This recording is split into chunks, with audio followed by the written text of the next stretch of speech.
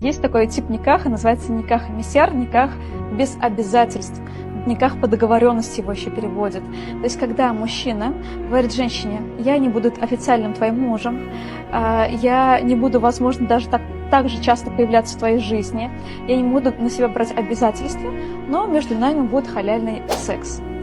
И в качестве никаха мисьяра может заключаться не один или два, или даже три никаха, но при этом в обществе мужчина официально только женат на одной. И это последнее время набирает популярность, потому что раньше о допустимости такого никаха не говорилось.